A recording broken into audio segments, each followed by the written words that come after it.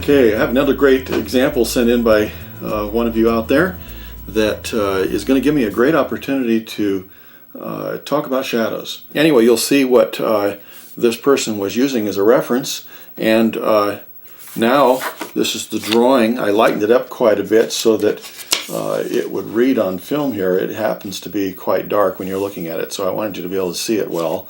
Let's go ahead and take this harsh shadow and start softening it up. Just back it off. Okay, now that we've had a chance to soften up the shadow edges, and you'll notice I've gone around the perimeter wherever there's a shadow and knocked the edge off, backed it off, softened it up, so there's a clear difference.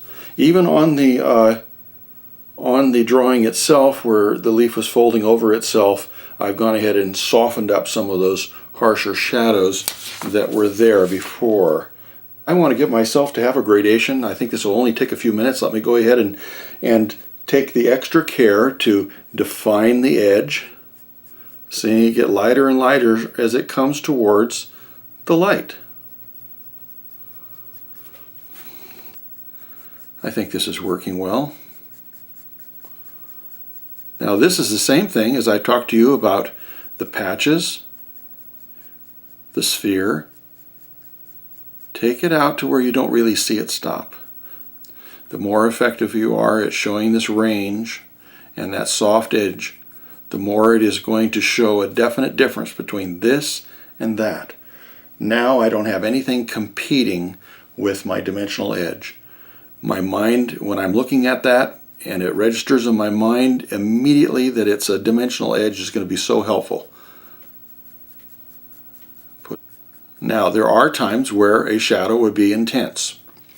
And I want you to remember to use this rule as a reminder, just if you have any question about it. You can take a pencil, and I hope I can get the appropriate light here, but where that pencil is touching, you'll notice that the shadow is very intense and almost non-existent where that lead is actually touching the paper.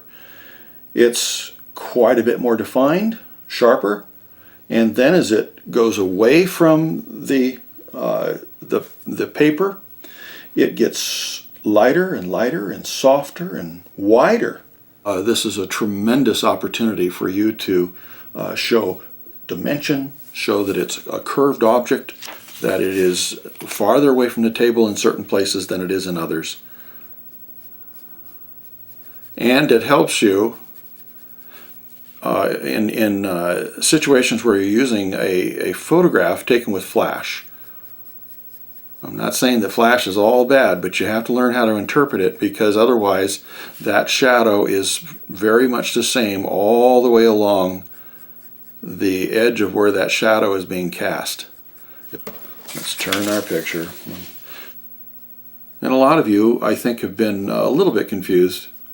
Well, how in the world am I going to be able to sketch when I have to keep turning my paper around and I have to keep following these very formulated approaches?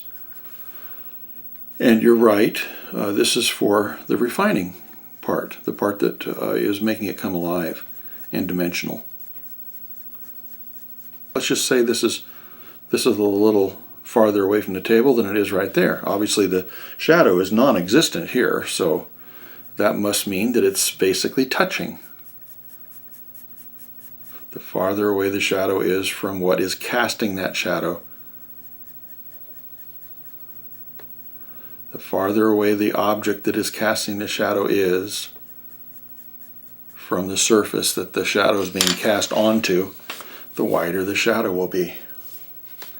So we can do the same thing here. If this is bowed up, and we can go ahead and show that this is a wider shadow here,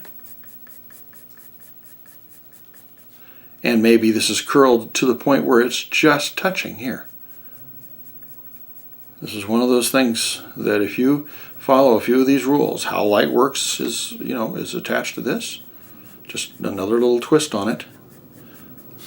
But if you learn some of these things, you are going to constantly have people say, it's better than a photograph.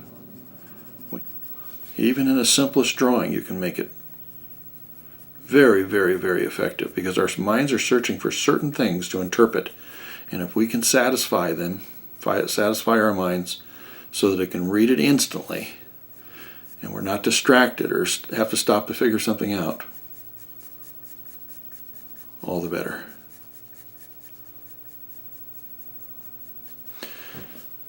Okay, so this would be very, very, very tight, depending on how I want to show how far away the leaf is from the table. I mean, we could have this bowed as well, but let's do it like this.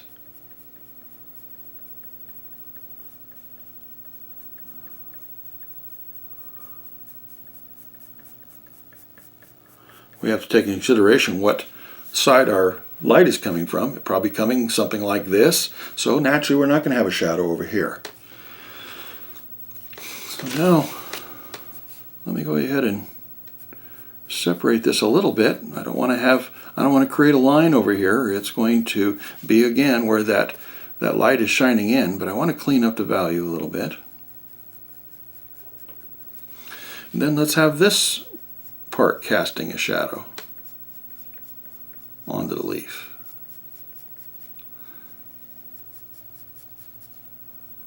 Now some of you may look at this and say, oh well, I would do it like this, and that's fine. This is where it starts coming into your own interpretation. As long as you're following very solid principles and rules, you're not throwing in contradictions like having shadows come from different directions. This is kind of interesting because we don't have a shadow. We could make it. We could make a shadow like this, making it consistent with the rest of them. So I'm just trying to get a feel for it first.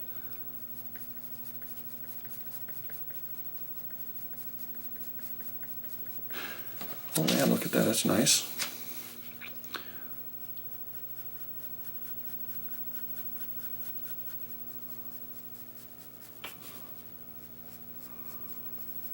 Very clean, separating my shadow, the base of my shadow from the leaf.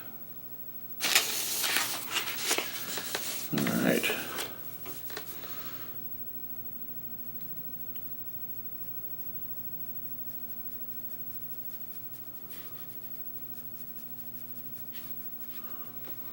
That kind of works. Play around. You could back it off, and remember, if you are using the right amount of pressure, you can try things, take it off, put something back on, take it off. I have done that so many times, and most of the time it has been a great benefit because I finally come up with something that works. Our first guess is not always going to be absolutely wonderful.